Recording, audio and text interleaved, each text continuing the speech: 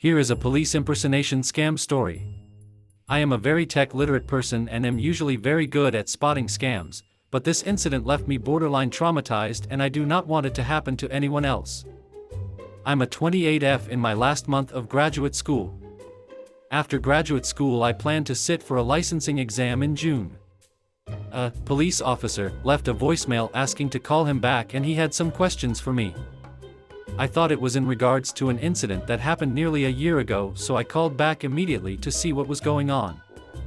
To make a long story short, they told me I had allegedly signed a subpoena and was expected to show up for a court date to testify and was absent when they called.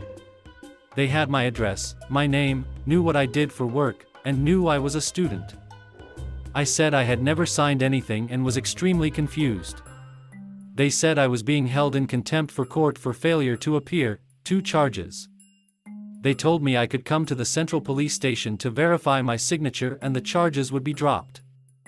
I have no experience interacting with the police, but later was informed this is not something they do.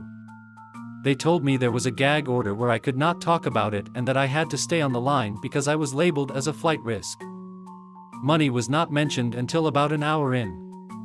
Now, there were a lot of things that seemed realistic and the stakes felt high. For instance, the phone numbers checked out when I Googled them. Everything was felt very routine and professional and they had badge numbers, addresses, phone numbers, etc. What really got me was that they were telling me I would be arrested if I violated any of these orders.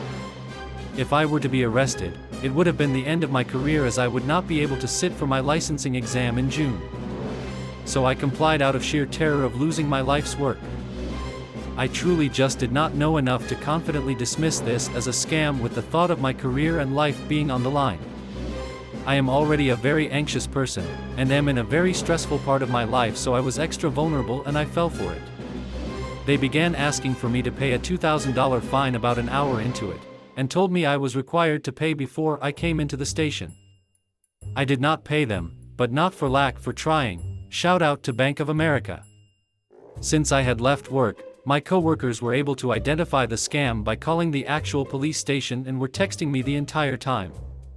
It was difficult to discriminate between what was real as I was in a crisis state for most of it.